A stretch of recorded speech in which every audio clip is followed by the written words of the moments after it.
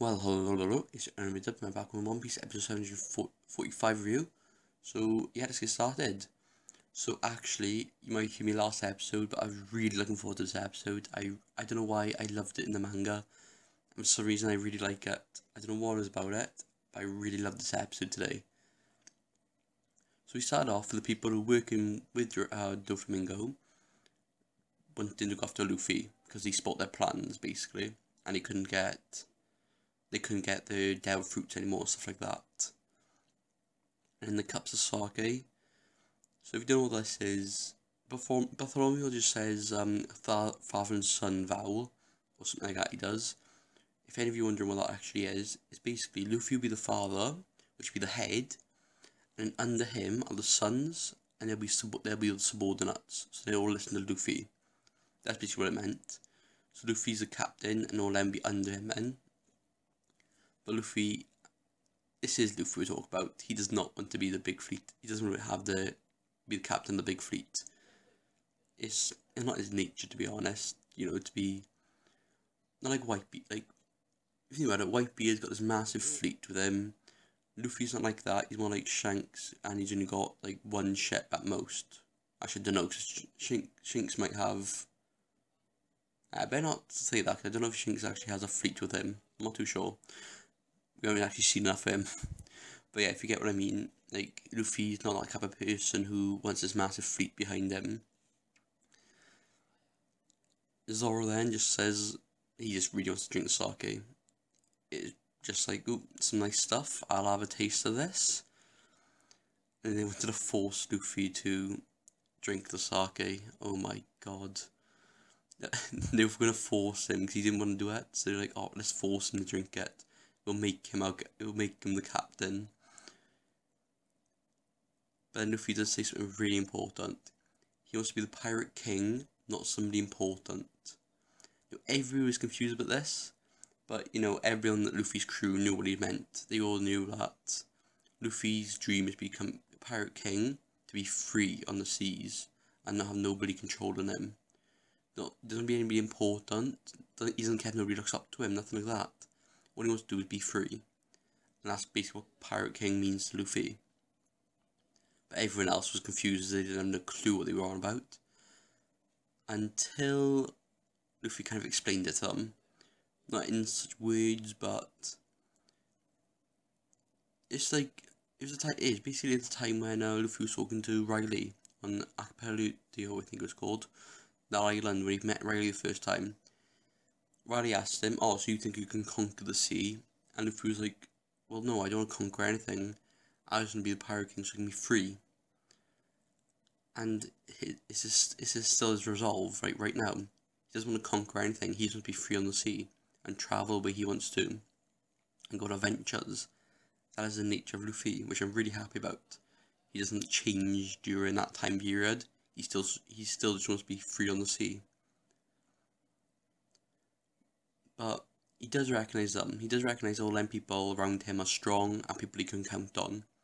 Such as why he said if they're ever in trouble, they'll ask for help. If Luffy's ever in trouble, he'll ask for help. They'll come to each other's aid whenever they have to. They'll help each other out, really.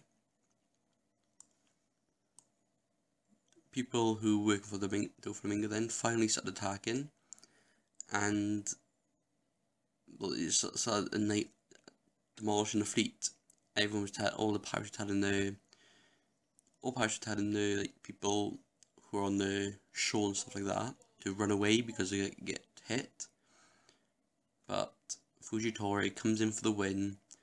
Massive starts attacking the actual pirates, not Luffy's group, but the other ones. Wipes them all out. So then we go back to like all the pirates and stuff again, and they all understand that Luffy wants to be free. So their thought is, okay, then Luffy, you can be free. We'll all drink the cups of sake, and you know, do the father and son pact. We'll drink the sake, and we'll always be under you. You don't have to drink it. And that is just the best thing ever, to be honest. So they respect him so much that they don't even care that he doesn't recognize him as subordinates. He's like, they're like, okay, we'll drink the cup of sake, and then, you know, we'll have an oath. Bartholomew then does the oath, of course, and he was just crying this episode, to be honest, Bartholomew. I'm happy for him though. I'm really happy for Bartholomew. He's been looking up to Luffy for years, and then he's finally gets to meet him / join him in some ways. So yeah, Zoro drinks the sake then, just like, he really enjoyed it, to be honest, as a little sip. One thing I do like, Fujitori, unlike most of the other Navy admirals, stuff like that, people in the Navy, he gives respect to the people who deserve it, such as he gives respect to Luffy, helps him out, and also thanks him, which, you know, doesn't happen often. He thanks a pirate. And the ex-fleet admiral, oh my god, he's like, I heard you. And Fujitori's face is dropped, like, what? You hear me? Oops. So then at the end, then we had the flashbacks of all what happened with Dressrosa. And this is what I really liked about the last bit of the episode.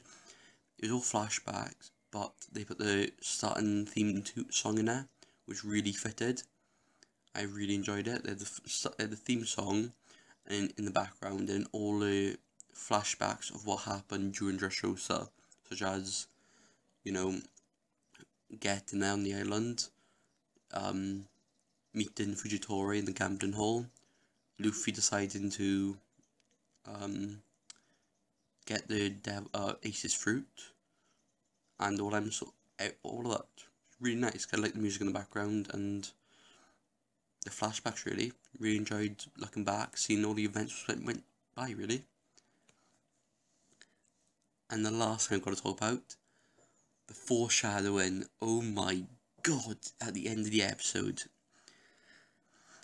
it was talking about all 7 warriors or pirates who form the alliance, and the events that were going to happen with this new fleet / alliance.